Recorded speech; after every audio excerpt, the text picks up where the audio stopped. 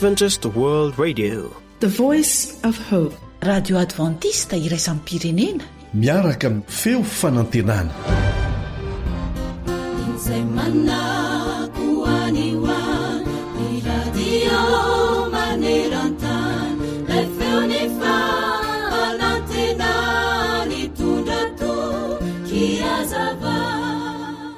Ny tsy ambaratelon'ny fahasambaranao dia miankina amin'ny fanekenao sy ny fahaizanao miatrika ny fiainana izay diavinao, ary indrindraindrindra ny fikatsahanao izay tsara indrindra tao anatin'ny andro iray izay nolalovanao. Samy hafa mihitsy ny andron'ireo olona izay miferinaina lava, manan-kivy sy marikivo lava, tsy mba mahay mankasitraka, raha ampitahaina amin'ny andron'ireo olona izay miramiran-dava mitsikitsiky, tia mampahery ny hafa ary mijery ny lafitsaran'ny zavatra trany. Ny andro iray mantsy dia tsy hiverina indroa intsony, koa izay tsara indrindra ireny atao ve mieza manao izay tsy hanohana ny hafa nefa amin'izany, ary rehefa manao izay mampifaly ny fonao ianao dia tsarovo mandrakariva izay tena sitrapon'Andriamanitra marina. Koa rehefa samy hitady fahasambarana ihany, tsy aloha izay tena azo antoka anao le. Ahoana ho voalazan'ny tenin'Andriamanitra? Hoy izy hoe, mifaliry zatovy dia ny mbola tanora ianao, ary eo ka ny fonao ampifalifaly ianao amin'ny andro fahatanoranao, ka mandehanana amin'izay sitraky ny fonao sy izay jeren'ny masonao. Nefa aoka ho fantatrao fa entin'Andriamanitra ho tsaraina ianao amin'izany rehetra izany. Mpitoro-teny 2:20 ny 9:7. Tsy natao an'ny zatovy ihany ny andefana izany teny izany fa ho antsika rehetra ihany koa.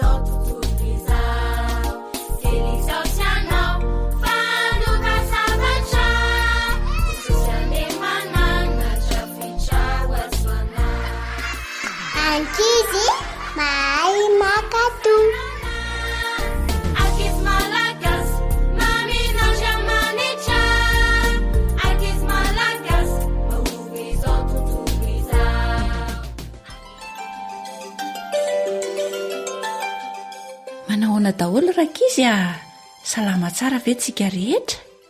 Tonga amin'ny fotoana ny fanomezana indray tsika, makalo toerana tsara fa iaino tantarisika. Sao ao anaty baiboly ao dia misy teny anankiray manao hoe, ny zanaka tiana tsy hitsitsiana tsorakazo. Dia zao, satria mbola kely sika dia indraindray tsy takatry ny saintsika ankizy ny dikan'ireny kapoka ataon'ny dada sy neny ireny. Ary ao anie ity tantara kely ity dia ho hitanao ny valiny.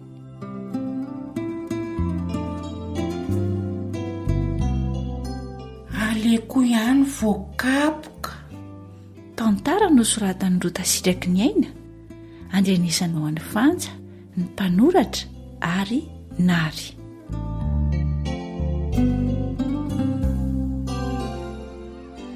Ory Lita!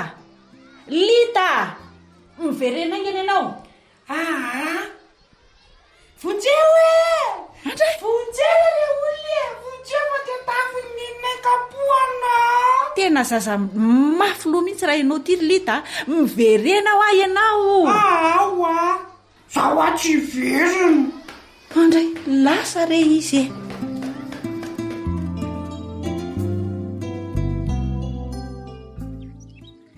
Fa inona koa izao ny ataon'ny Lita miantona eny ambony hazo eny? Dia davon'ny novelesina hony dia lasa nitsoka. Fa naninona indray? Ny sangisangy tamin'ny bema dia vakiny sy ny fasin-drano. Dia tidiny eny ambony hazo eny mihitsy izany Lita? Aloha dia tsidiny eto mihitsy. Tsidina mihitsy. Tsidina mihitsy fa eto foana. Dia ahoana zany rehefa misakafo sy rehefa matory? Eto amin'ny sakafo dia eto matory. Veloma zany lita fa zany dia ody. Aza miteniteny aneny hoe eto ambony hazo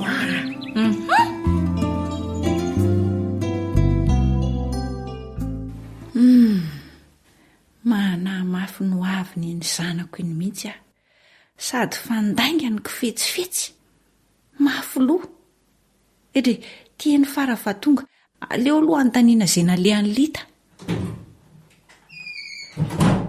Ono ary fara. Ahoana to? Nakaizy lita e. Izy ary ery ambony hazo ery neniko. Eny ambony hazo? Hazo aiza e? Hitany eny le hazo ery amoron-dalana ery. Andre, fanga hono izy tsy ody sakafo ka? Eny hono izy ny sakafo dia eny koa ny izy natory. Tsidina mintso ny hono izy roneny. Izy ary ny teny hoe tsy mahazo miteniteny amin'iny azay misy anazy aho. Fa ina mampomehano eny? Mety amin'ny tsara eny ambony hazo eny fa velao izy ho eny e. Aza mandalondalo eny mihitsy ry fara. Eny toko. Rendo tsika mianaka isakafo fa hariva ny andro.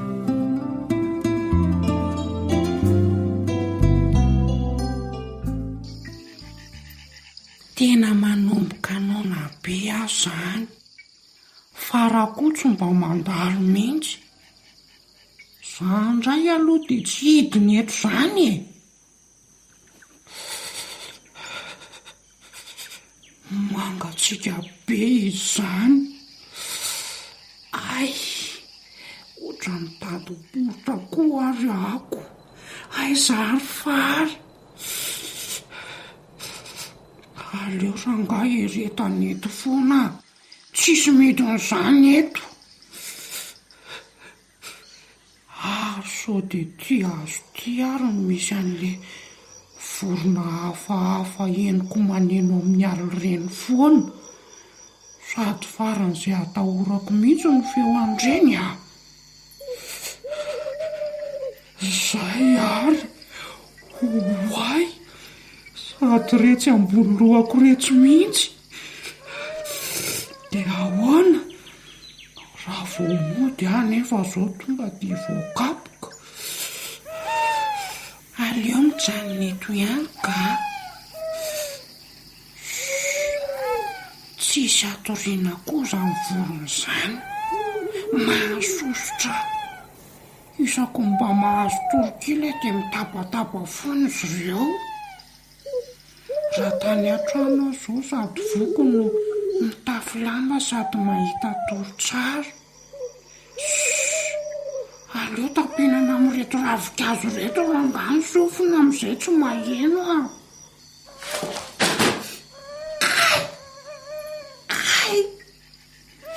Kay. Marary be ny tanako. Kay.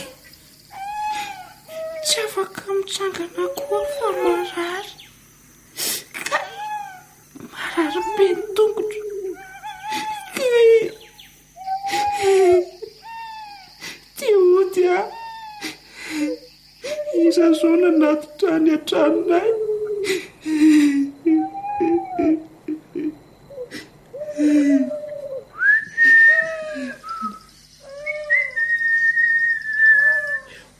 Ohatray, ka tsy olona very tazako mitakokoko iry akaiky ny hazo ry e. Andraso e.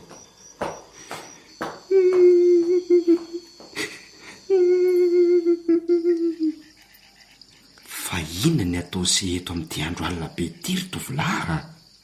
Fangase tsy manana trano? Mahaterana an-tranonay atoko fa tsy afaka mandeha.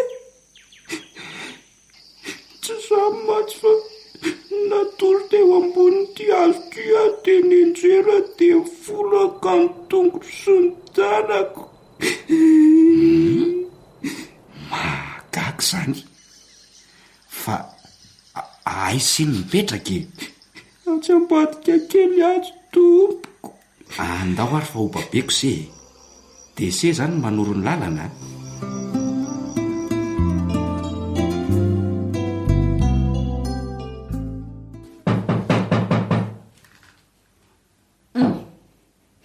Zay fanody lita andraso aloha voaina.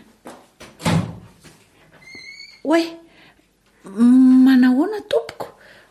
Fa naninona? Enao angano reniny ty zazalahy kely ty? Eny tompoko zany reniny.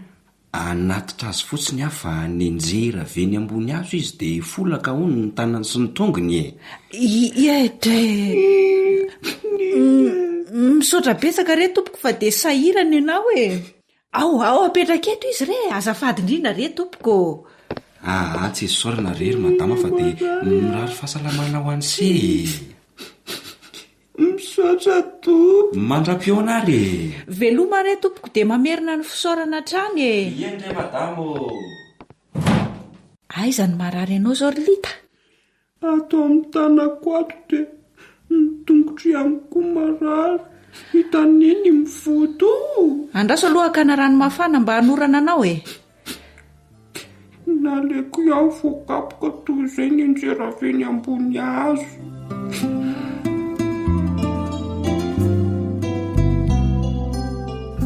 Nanao an'izay ianao Lita? Efa sitrana ny tanako roneny fa ny tongotro sisa mbola mivoto a. Orina indray mandeha ngamba sisy io de sitrany e. Neny io? Ahoana e? Mifona neny a? Raha tsy nitsoaka zao de tsotro zao mihitsy. Azo mihina fa tena marary mihoatra noho ny kapoky neny zao mahazo azao. Tsy andangalanga tsony aneny a. Sady tsy ho mafy lotsony koa. Tsara rehefa tsapanao tsy feteza zavatra ataonao e. Ary tadidio tsara Lita fa fitiavana ny antony kapohako anao e. Satria tsy tiako hanana toetra ratsy ianao fa manimba ny fiainanao reny. Zavy nahalala roneny a. Neveriko fa tsy tia mihitsy ne satria betesiny foana. Ay veka fitiavany reny. Tsy hanao tsony aneny a. Tiana tsy hanao tsony a. Eny re, de ty sakafonao. Oay, sady sakafo tena tiako indrindra nataoneny. Sotra neny a. Oe! Fisaorana re.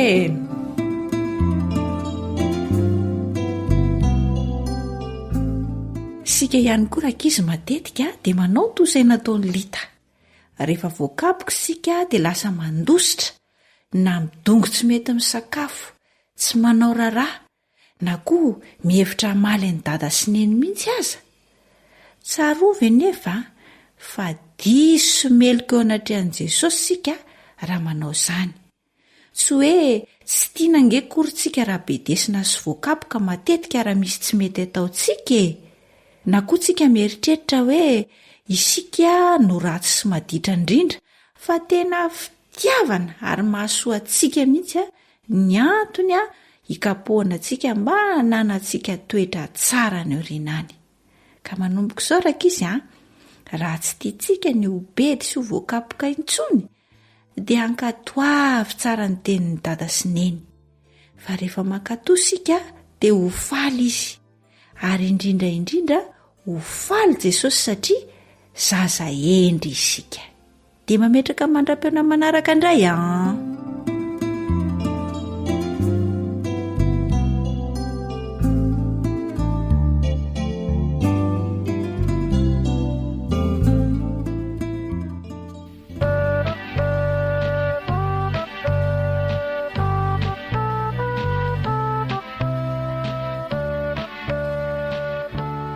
Antoko-pihira Arkanjely.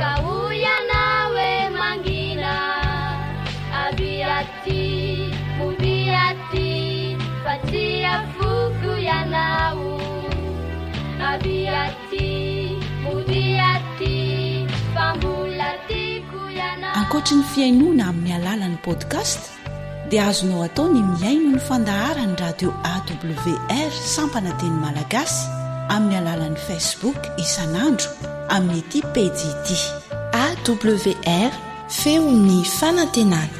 Menatra rakio nuni utaku rutika putika izan nufuku.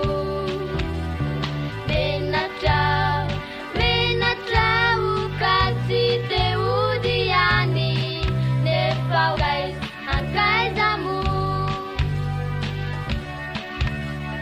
Menatra rakio nuni utaku rutika putika izan nufuku. Menatra ukasi teudiani nefawais angkaizamu. Tugasina unitanaku kauya nawe mangina abiati mudiati batia fuku yanau abiati mudiati pambulatiku yanau. Tugasina unitanaku kauya nawe mangina abiati mudiati batia fuku yanau abiati mudiati pambulatiku yanau.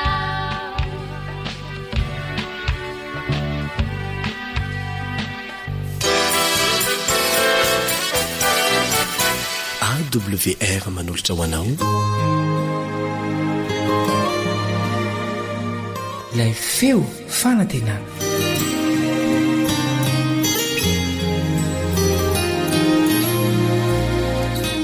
Drafitr'Andriamanitra ho an'ny fiainanao. Izay indray ny lohahevitra izay irantsika mandray fampahirezana amin'ny ety anio ity. Milohan'ny hidirantsika amin'izay fiarah-mianatra izay dia manasanao mba hiaraka anondrika ny lohanao, miaraka aminay fa hivavaka isika.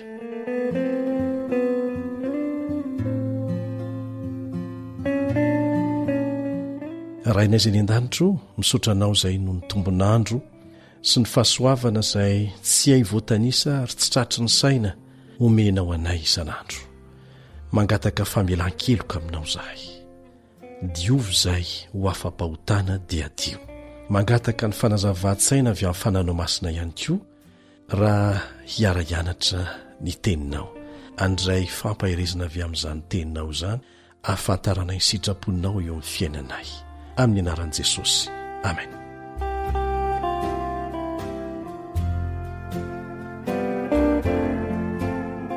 Asa raha fantatrao fa milolavitra ny nahaterahanao no efa namola volan'Andriamanitra drafitra manokana ho an'ny fiainanao, ho an'ny fiainany tsirairay amintsika.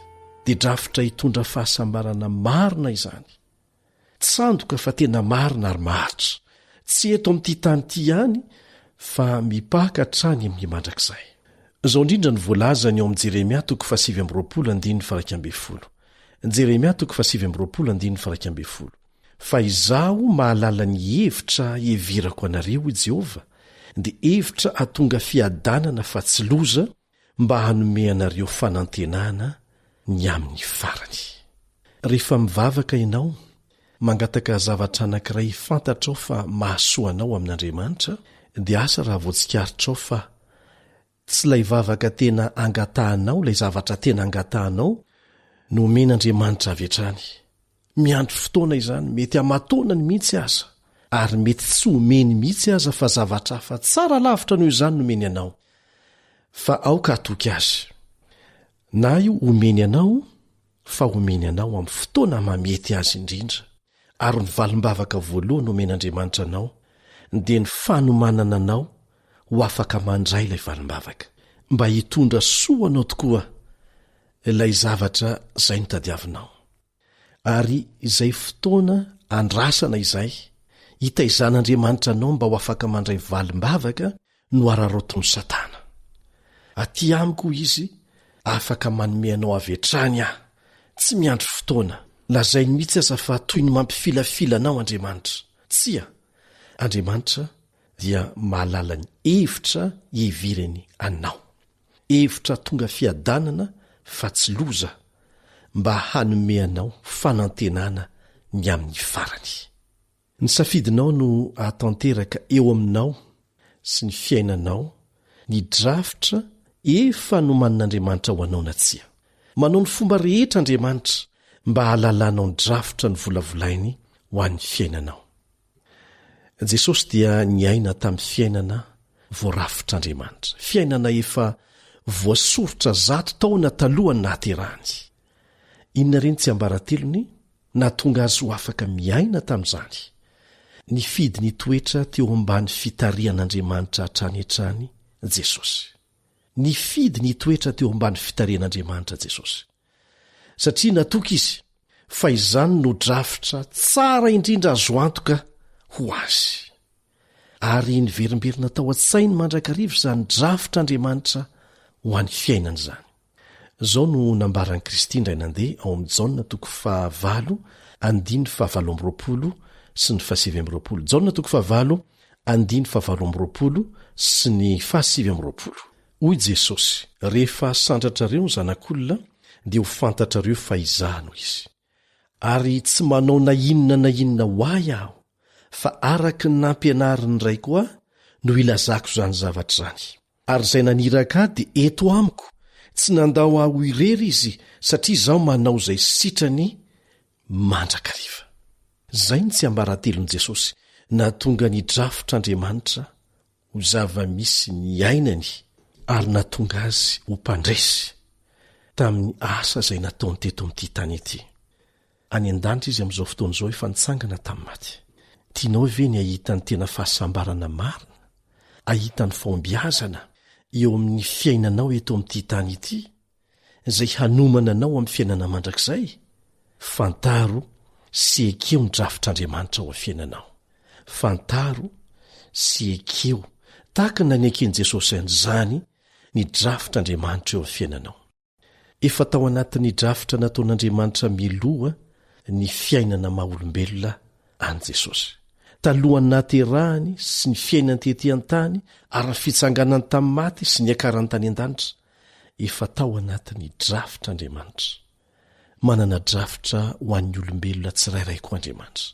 Manana drafitra ho anao manokana io Andriamanitra. Fantany ny fomba mety indrindra, ny tsara indrindra ahazonao izay mahasoa anao ary iry ny fonao lalina indrindra. Aza manaiky ho rehiberehibe ny Satana ianao hifidy fomba hafa, fa ilay Andriamanitra namorona sy maty ny soloanao rehefa nanoty ianao no malala ny tsara indrindra ho anao, dia tomoera aminy, aza miala aminy, dia ho tanteraka ny drafitra kasainy ho an'ny fiainanao.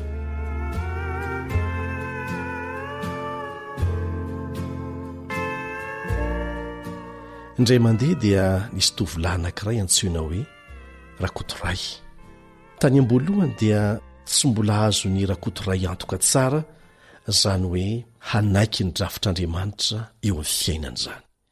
Tsy fantany akory azy izany.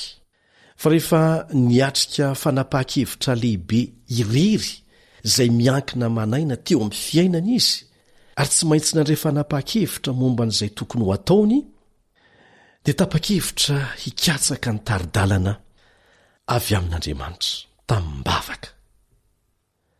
Tsy inona moa izany fanapahan-kevitra lehibe tsy maintsy hanaovany safidy izany, fa ny taranjam-pianarana sy ny sekoly ianarana an'izany. Nivavaka tamin'ny fony rehetra nandritra ny andro maro izy, ary niezaka ny aino sy namantatra izay mety ho valiny izany avy amin'Andriamanitra. Nisy safidy roa teo anoloany. Ny safidy voalohany dia nantsiany hoe safidy A, ary ny faharoa nantsoina hoe safidy by.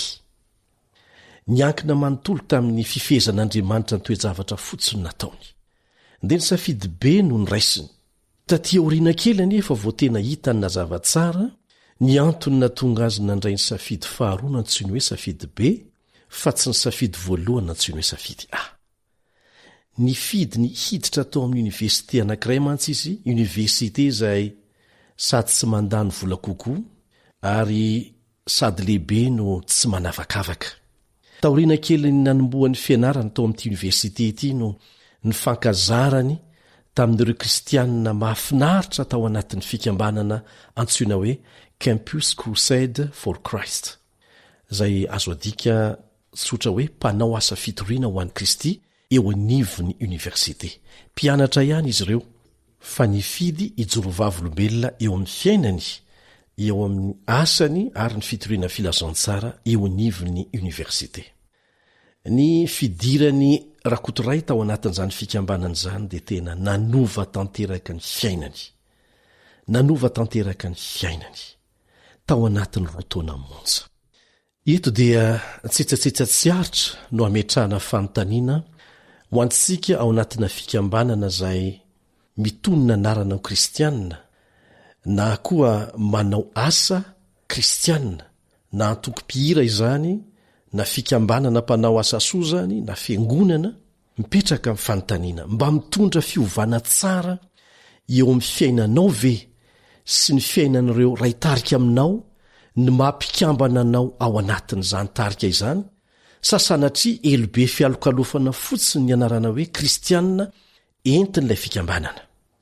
Tsetsatsetsatsiaritra ho fampietreretana iny. Fa eto ho andrakotoray dia nanovan'ny fiainany ny fidirany tao anatin'ilay fikambanana. Dia rehefa nanao jeritodika ny fiainany rakotoray amin'izao fotoana izao dia mahatsapa mazava tsara fa tamin'ny fotoana ny atrehny fanapa-kevitra lehibe teo amin'ny fiainany isafidy izay taranjam-pianarana sy sekoly ianarana an'izany.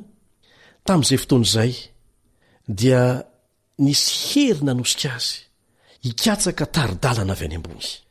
Ary tamin'izay fotoana izay nanokafan'Andriamanitra ny sehatra vaovao tanteraka teo amin'ny fiainany, ahafahan'Andriamanitra naneho tamin'ny mazava tsara ny drafitra nataony ho an'ny rakotoray. Ny fidirany tao anatin'ilay université dia nanamora ny fidirany ihany koa tao anatin'ilay fikambanana kristianina, tanora kristianina mpitoro ny filazantsara eo anivon'ny université, ary tao anatin'izay no nahitany mazava ny drafitr'Andriamanitra ho an'ny fiainany. Matetika Andriamanitra dia mametraka ny olona anankiray eo amin'ny toerana izay tsy maintsy hianteherana aminy manontolo no ny fanapaha-kevitra lehibe miatra manaina izay tsy maintsy raisiny. Ary izany ny fomba anankiray hanokafan'Andriamanitra nefa ny masom-panahin'ny olona anankiray ahita ny drafitr'Andriamanitra ho an'ny fiainany, dia drafitra hitondra fiadanana fa tsy loza. Ary ianao, ahoana no hafantaranao ny drafitr'Andriamanitra eo amin'ny fiainanao re? Mba fantatrao ve fa Andriamanitra dia mitaridalana ny olona tsirairay amin'ny alalan'ny fomba maro samihafa mba ahitany ny drafitr'Andriamanitra ho an'ny fiainany. Tsy mbola diso ariana loatra ianao na firy taona ianao amin'izao fotoana izao. Afaka manazava tsara ny sainao Andriamanitra ahitany ny drafitra nataony ho an'ny fiainanao. Manasanao ary izay tsy ho diso fotoana ny fiarahantsika mianatra amin'ny manaraka mba hahitanao amin'ny fomba mazava tsara ny drafitr'Andriamanitra ho an'ny fiainanao manokana. Amen.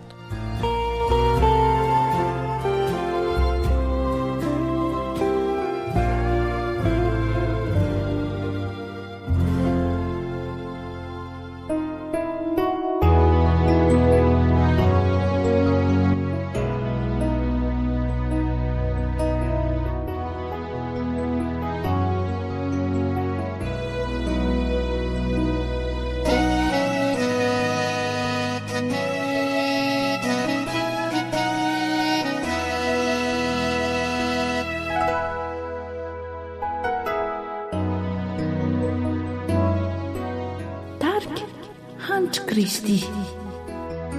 Andriamanitro, ianao mafantatra ny ao am-poko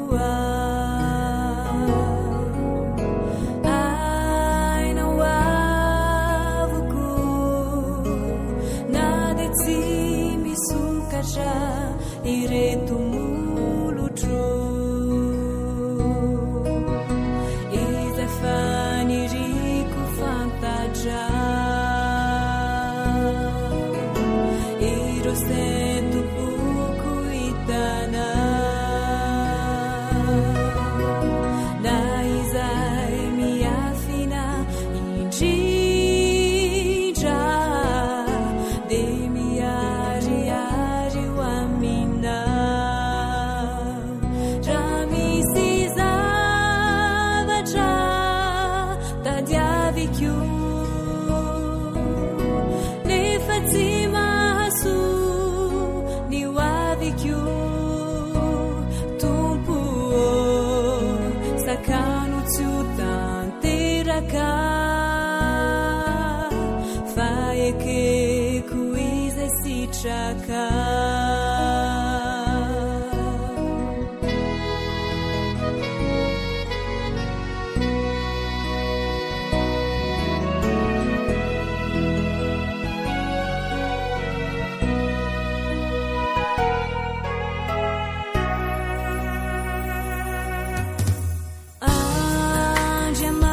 Andriamanitro, faniriko lalina ny andova tany va, ny ampitsoko sy ny androm-piainako ankiniko amina. Fa ianao no mahafantatra izay hevitra heverana, misafidy raisiko rehetra dia apetrako eo an-tanana. Raha misy zavatra tadiaviko nefa tsy mahasoa ny hoaviko, Tompo sakano tsy ho tanteraka fa ekeko izay sitraka.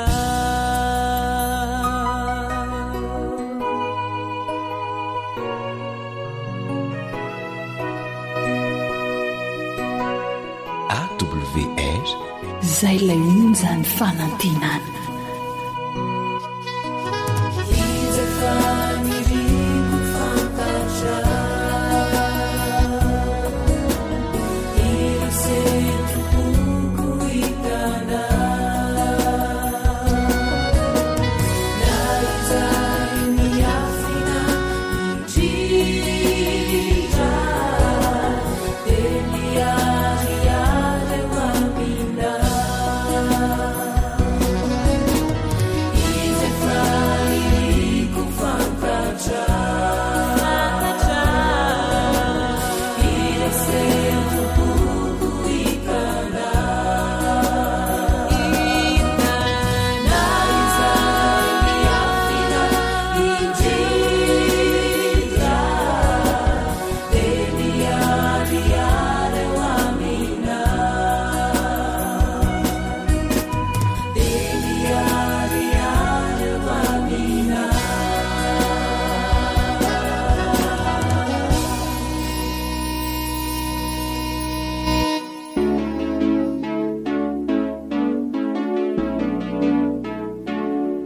Tanora mandray andraikitra mitondra fanantenana.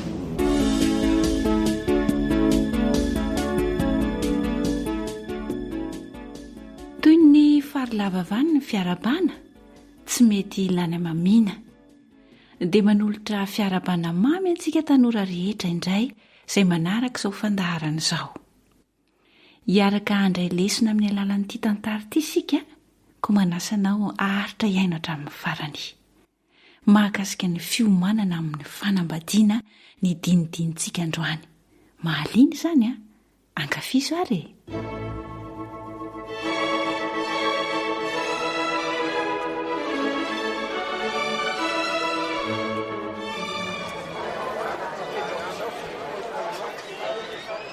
lala andraso kely vetivety fa mba misy resaka tiako atao amindry.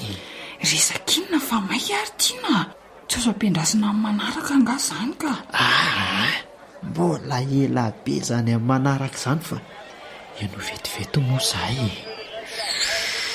Antokaina ne izy ty ka teneno ainga anary. Zao ary lala tiako indray dia alaiko vady. Inona tsara mery tiana zany koratsy kilalao izy tiako. Tena marina ne zany. Ndriko ne dia fa mody vanina fotsiny sa tsy marina zany.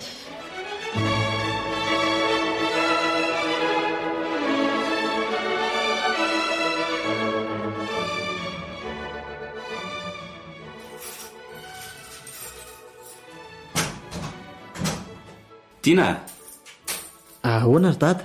Eo ambony latabatra io misy zavatra nampanatery lala ho any lahy. Fangahono izy tsy ho aty ndraika. Tsy nanadiady mikasika an'izany ahy, fa io fotsiny nampitondrainy dia hoy izy hoe amin'ny manaraka hono izy tena manokana fotoana be mihitsy. Tsy azoko. Izy nanolo-kevitra dia izy indray mamotsitra. Ka tsy afaka izy zany. Ka tohatra an'izany foana nele izy ry dady. Manasa sakafo tany an-tranony izy. Inona no nataony? Kôpôze teny an-tsena no narosony ahy. Dia ningavingaviany koa hoe amba handeha anaty barany amin'ilay namanay voaterabao. Vary tany amin'ny hôtely no vidiany dia inona terina tany fa tsy nahavita n'andro hony izy. Ka tsy manam-potoana kosa izy zany le roa. Zao ndraiko izy mingavy mba hampianatra anglisy azy. Moa tsy mibokony nalefa fa izy tokony hianatra tsy hita nanjavona. Ka efa mahay anglisy kosa angamba izy ko. Mba efa lehibe ihany nefa to tsy matotra mihitsy ka. Fa hono tokoa aletsy. Alainy lavady angamo izy iny. Raha ny eritreritro loha dia izay. Nefa hoana letsy. Tsy mazoto anga izy sa? Tena mazoto izy. Fa zany to.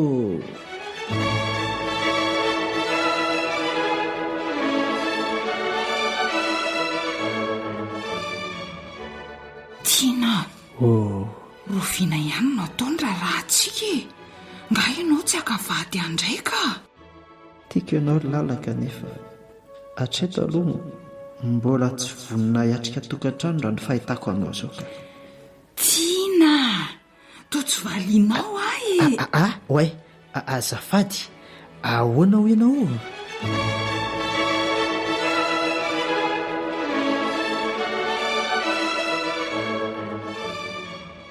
Raha azoko tsara zany dia hiala lahy io. Tsy hoe te hiala fa ataoko ahoana kosa mory dada ny any ambady olona tsy mahay ny fiaina tokantrano tsy za ihany ny vomafy amin'izany. Jereo anena reo sy neny mifanentana tsara ery. Neny miandraikitra ny tokantrano. Dada tsy mialangalana. Ny fahaizana mitantana sy ny fahaiza-mandamina amin'izany mangano fotsiny. Ohatra nareo izao ihany izay taloha letsy zany. Fa saingy tsy niditra tamin'izany fanambadiana izany aloha. Raha tsy efa nahay tsara nireo andraikitra takin'ny fiainana tokantrano andavanandro. Izay mihitsy mantsy.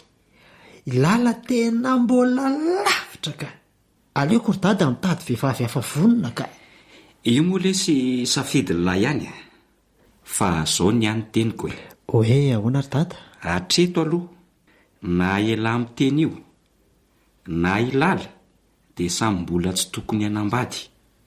Mila fahamatorana ara-tsaina sy ara-petsepo ny fanambadiana anaka.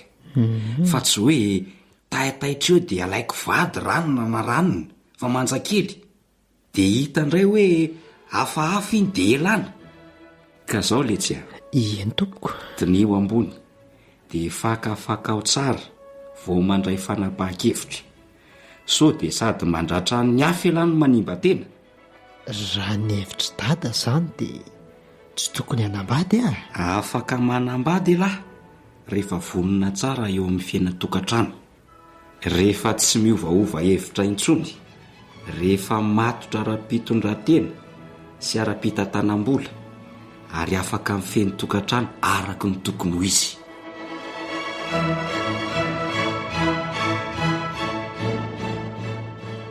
miarabantsika tanora rehetra misy lesona trano moraisintsika amin'ireny tantara izay alefa eto amin'ny onjam-peo ireny ny fiomanana milohan'ny hidirana amin'ny tokantrano dia zava-dehibe mihoatra noho ny mariazy ny fahombiazana rehetra mantsy mety ho azo ao anatin'izany tokantrano izany dia miankina amin'ny fanabeazana no raha isitsika talohan'ny hidirana tamin'ilay tokantrano fontsika mbola tsy nanambady anisan'ny zavatra tsy maintsy hitezana ny tanora ary tsy tokony andrasana ray aman-dreny velively ny fahaizana mikarakara tokantrano fomba fitenenana miverimberina ny hoe tsy tokony hanambady mihitsy raha tsy efa mahay tsara ireo karazana andraikitra takiany fiainana antokantrano amin'ny andavanandro ao anatin'izany ny fahaizana mandro sakafo ny fahaizana mandamina trano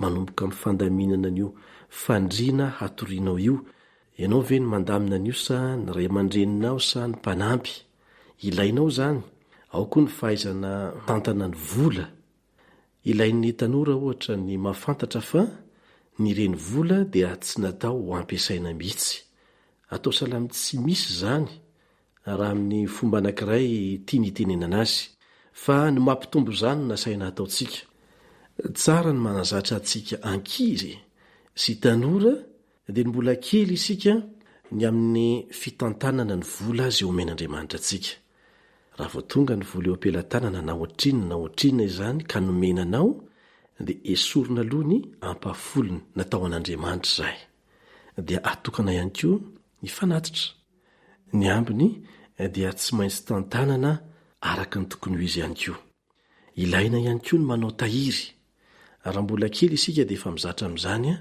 dia ahita fahombiazana rehefa tafiditra any tokantrano betsaka ohatra ny ankizy izay mitahiry amin'ny ampahany vola izay omeny ray aman-dreniny azy rehefa tambatra reny vola reny dia malalaka tsara ny fampiasana azy rehefa tonga ny fotoana fialan-tsasatra afaka mifidy izay toerana tiana le izy arakaraka ny vola voangona zay dia efa tombontsoa azo sady raha mbola kely eo koa ny fahaizana mife ireo fahaiza-manao fototra ao atokantrano indrindra ho an'ny zazalahy eo amin'ny fiezahana hanamboatra izay karazana simba madinidinika ao atokantrano ao raha simba ny kiraronao ohatra tsy voatery hoentinao any ampanao kiraro zavatra mety ho vitanao zany raha mividy lakôly ianao na mividy fitaovana ahafahana manjaitra azy rehefa tena tsy tafavoakanao mihitsy vao hoentina any zavatra madinidinika ohatran'izany dia misy dikany lehibe raha mitambatambatra rehefa tonga amin'ny fotoana tsy maintsy hidirana amin'ny tokantrano ianao ny ankizy zatra nampiantaina tsy zatra nanasa lamba tsy zatra miantsena tsy zatra manasa vilia tsy zatra mampiritrano tsy zatra mampirina ny fandriana izay natoriany akory dia fantatra fa ahita olana hatrany hatrany rehefa tonga ao atokantrano manjary miferinaina izy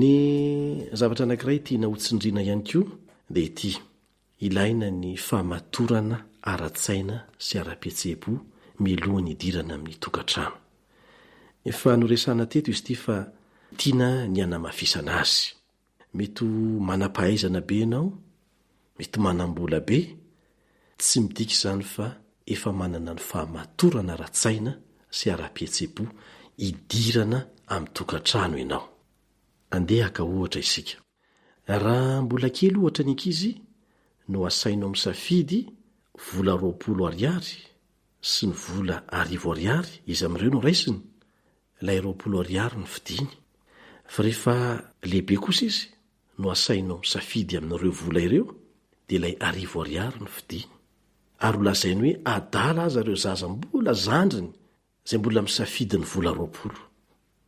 Tsotra ny zavatra tiana ambara amintsika. Ny antony itiavana olona anankiray amin'ny 40 taonanao dia tsy hitovy mihitsy amin'ny antony itiavana olona anankiray rehefa eo amin'ny 12 taonanao ianao. Ary mbola iova indray azy zany rehefa miakatra kokoa ny taonany eo amin'ny 15 taona eo. Tsy hitovy velively satria efa nanjary ny amatotra ny safidinao dia izay no mahatonga ny antony itiavanao koa tsy hitovy velively. Raha mbola tanora ny olona eo amin'ny 15 taonany eo ny vehivavy indrindra 15 taonany dia ny zavatra ivelany tena manintona azy amina olona anankiray. Fa rehefa mematotra izy dia tsy ampy ho antony iarahana amin'ny olona anankiray tsony ny fisehoana ivelany. Fantany fa ilaina ny mijery ny lafi ny ara-toetra. Tsy tsara araka izany ny mivoady miloha amin'ny olona anankiray everinao fa tianao fatratra hoe ho alaiko vady ianao, tena ho alaiko ianao ary ianao no iaraka amiko mandrakizay. Kanefa ny fahamatorana anananao amin'izay fotoana izay dia mbola tsy ampy ahafahanao mivoady tahaka an'izany.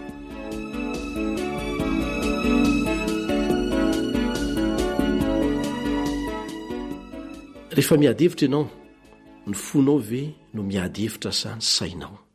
Rehefa tezitra ianao, hainao ve ny mifeny vavanao sa izay teny rehetra tonga ao an-tsainao dia avoakanao avokoa? Zany no ahafahanao mandanjalanjana hoe efa matotra ve sa tsy. Ny tanteraka tsy misy fa misy fatrapahamatorana izay tsy maintsy ilaina milohany idirana amin'ny tokantrano. Ohatra vitsy ian'ireo izay azonao misedra ny fahamatoranao.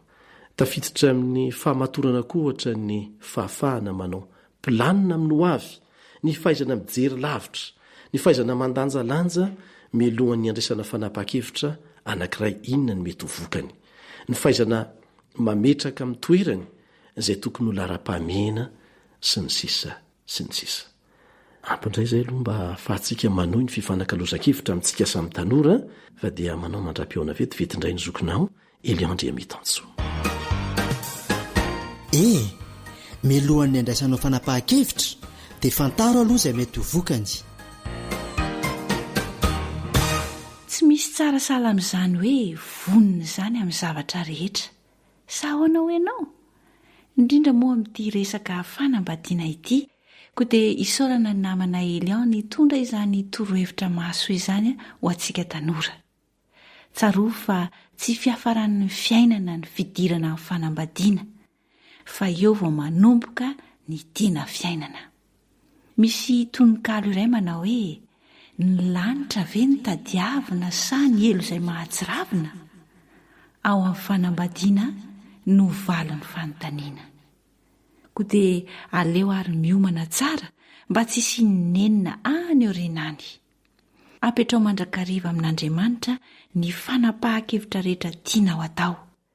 Dia avelao izy hanampy anao hanao ny tsara indrindra eo amin'ny fiainanao.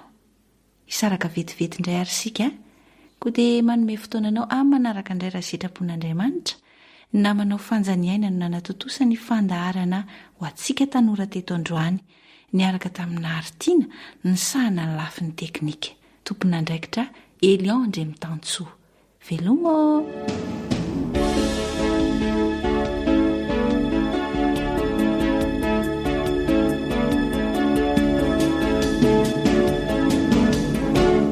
AWR Téléphone 034 06 797 62.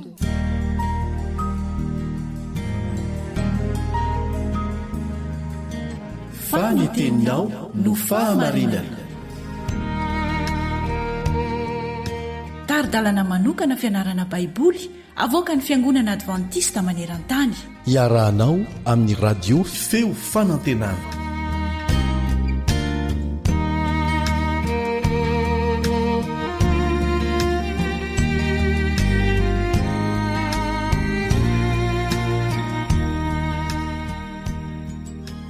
manantenanao finaritra eo ambany fahasoavan'Andriamanitra izay tompoko. Anio isika dia andinika lohahevitra manao hoe ilay mahery fo manetry tena. Ilay mahery fo manetry tena. Iza izany? Ary inona no lesona azotsika tsoahana? Andeha hivavaka mba hangataka ny fitarian'ny fanahy. Rainay zany an-danitro misaotra anao zahay fa tantara mahaliana trano no entinao aminay. Ko ankehitriny kasio ny fonay mamelany olokay mba handreny feonao zahay. Ary ny teninao dia hanan-kiry ho velonao anatinay ary tondra vokatra be. Amin'ny anaran'i Jesosy. Amen.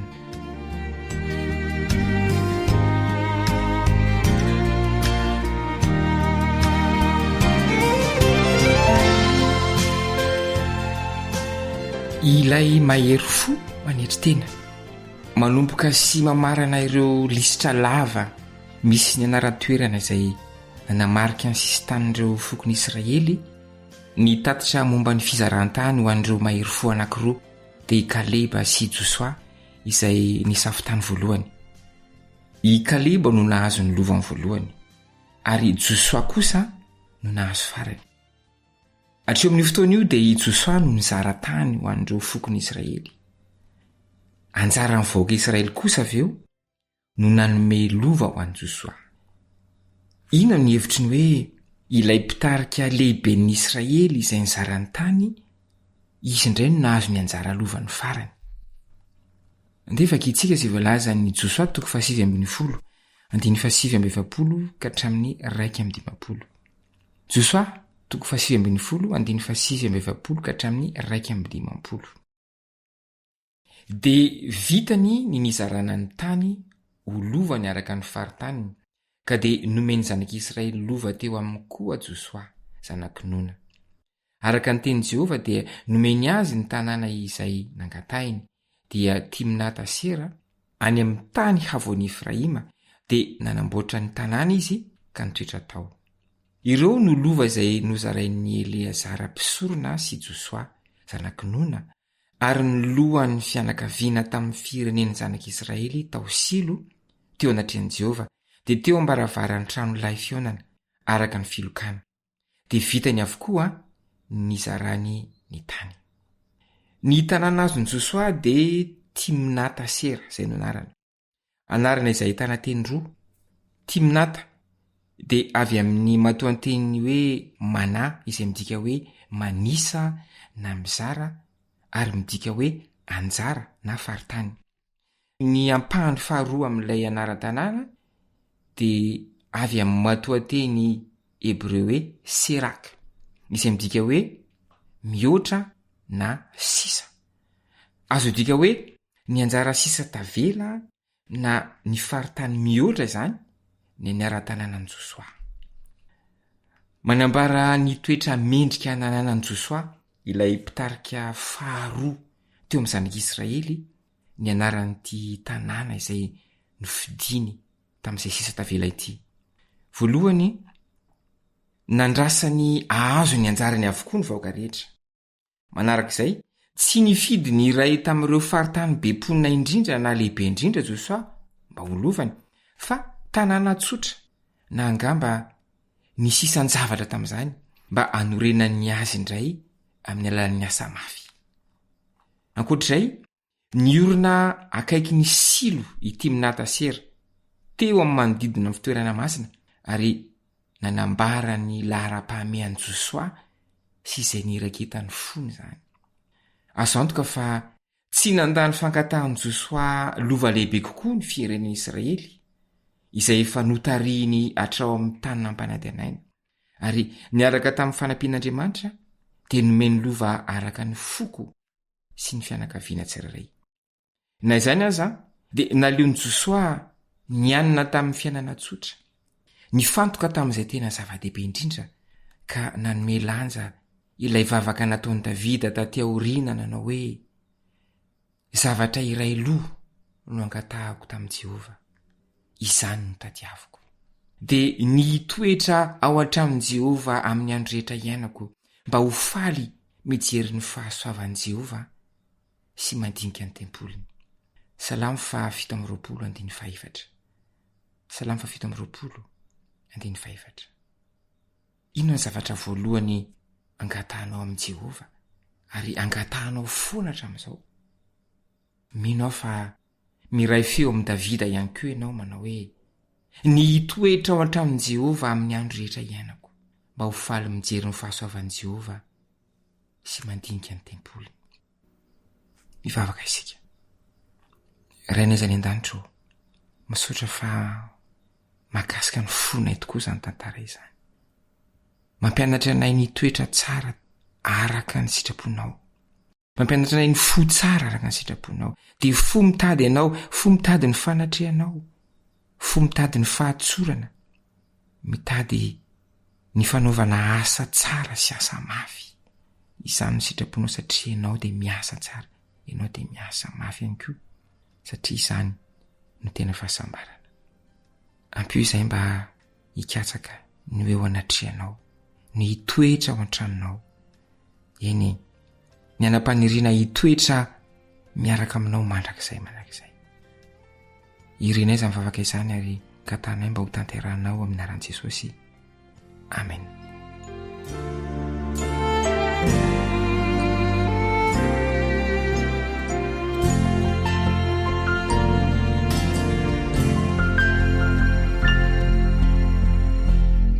There's a lighthouse on the hillside that overlooks life's sea. When I'm tossed, it sends out a light that I might see. And the light that shines in darkness now will safely lead us home. If it wasn't for the lighthouse, my ship would be no more.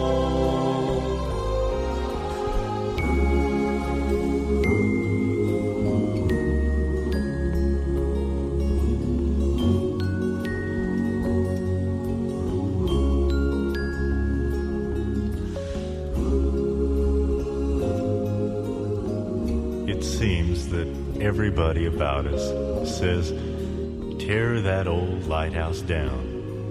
The big ships just don't pass this way anymore. So there's no use of it standing around. Then my mind goes back to that one dark, stormy night when just in time I saw the light. Adventist World Radio, the voice of hope. Radio feo fanantenana. Narahanao teo ny fandaharana no vokariny ny feo fanantenana amin'ny teny malagasy izay azonao averina sy alaina maimaimpoana amin'ny alalan'ny YouTube, Facebook, feo fanantenana. Mirary 420 ora finaritra ho anao ny AWR